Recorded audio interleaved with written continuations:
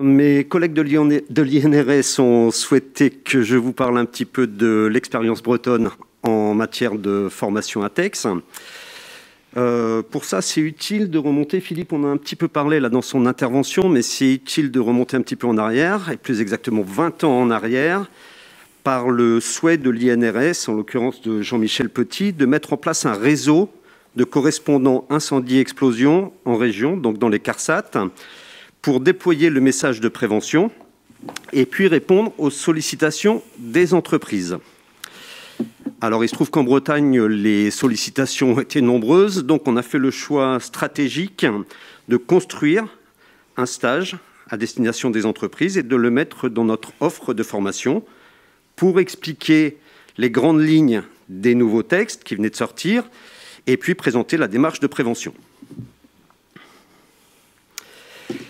Les objectifs qu'on s'était fixés dans cette formation, c'est de présenter aux stagiaires une approche globale de la problématique ATEX, identifier les éléments de référence qui permettent d'évaluer les risques, faire un état des lieux de l'entreprise vis-à-vis du risque d'explosion, analyser la demande et comprendre les conclusions d'un intervenant extérieur. On a vu dans les présentations que c'était absolument important et souvent incontournable.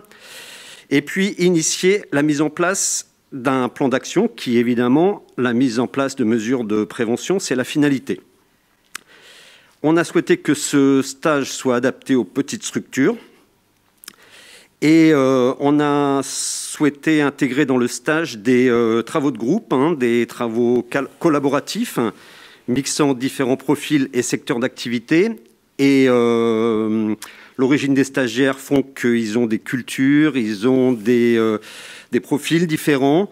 Ils ont aussi, ils viennent d'entreprises de taille très variables. Et donc, on a pensé que c'était intéressant de mettre en place ces travaux de groupe pour favoriser les échanges entre ces gens-là et donc mélanger un petit peu tous les aspects qu'on vient de voir.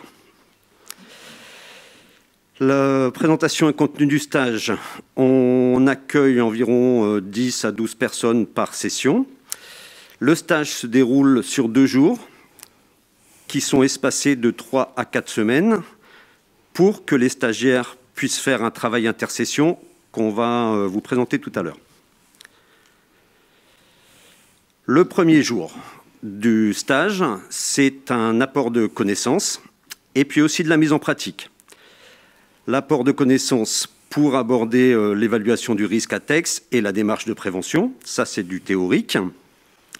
Et puis les travaux de groupe commencent, généralement l'après-midi, par des mises en pratique avec des exercices de zonage, des exercices aussi de détermination des sources d'inflammation, des mesures de prévention. Donc là, on commence à être dans le concret. Alors ça se passe sur des exemples dans des menuiseries, dans des cabines de peinture, sur des mélangeurs. Enfin bon, il y a divers cas de figure. Le deuxième jour, en fait, les stagiaires présentent leur travail qui a été réalisé en intersession. Et donc là, c'est le moyen... Donc c'est le travail qu'ils ont réalisé dans leur entreprise en rentrant chez eux, c'est ça? Absolument, voilà. Donc ils reviennent avec des supports très variables. Ça peut être des photos, des plans, ça peut être un DRPCE dont on a parlé depuis le début de la journée, donc je ne reviens pas dessus. Ça peut être une offre d'intervention d'un consultant extérieur. Enfin, c'est très variable, mais toujours très riche. Et ces travaux donc, amènent des échanges entre les participants sur l'analyse du risque, les moyens mis en place dans les entreprises, discussion, est-ce que c'est pertinent, est-ce qu'on aurait pu trouver autre chose. Ça remonte aussi les difficultés rencontrées, essentiellement techniques et ou organisationnelles, les solutions mises en place et la prise en compte des cas particuliers. Alors là, on est dans le concret de l'entreprise, on est dans la vraie vie.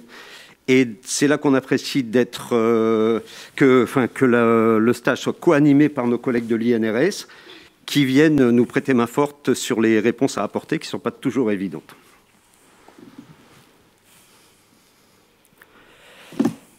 Depuis 2007, on a organisé 17 sessions. On a accueilli 137 stagiaires qui viennent de 97 entreprises différentes, ce qui pour la Bretagne est pas mal. Depuis la mise en place de ces stages, on nous a demandé aussi de mettre en place des sessions dans des entreprises avec des risques un petit peu particuliers. Donc, on a transposé le stage à l'intérieur de l'entreprise. Et puis, ce qui est intéressant dans la réponse réseau à la problématique ATEX, c'est que notre stage a été déployé dans diverses CARSAT. Je pense à Paris, Toulouse, Orléans, et je pense qu'il y en a d'autres que je n'ai pas en tête maintenant. Voilà, juste pour terminer, donc la formation, c'est incontournable. Le drame de la prévention, c'est que on voit ce qui ne fonctionne pas, on ne voit pas toujours ce qui fonctionne, et puis j'espère qu'on a quand même évité quelques problèmes depuis qu'on a mis ça en place. Merci. Merci voilà, beaucoup, Gilles je vous remercie. Alors, restez là encore une seconde, parce que donc, Bretagne, Paris, Toulouse, Orléans, et il faut continuer le déploiement alors. Parce que vous avez donné envie là, et puis alors maintenant, il y a des personnes derrière l'écran qui vont être un peu frustrées, non? Comme on vous l'a expliqué avec Philippe, il y a des correspondants incendie-explosion dans beaucoup de CARSAT. Hein, et ces gens-là devraient être en mesure de déployer le stage s'ils le souhaitent. Un petit mot pour le collègue avec qui j'ai mis tout ça en place en Bretagne, qui s'appelle Thierry Palka. Il est arrivé en Aquitaine, donc on peut penser qu'en Aquitaine, ils pourront sans doute proposer le stage si tout va bien.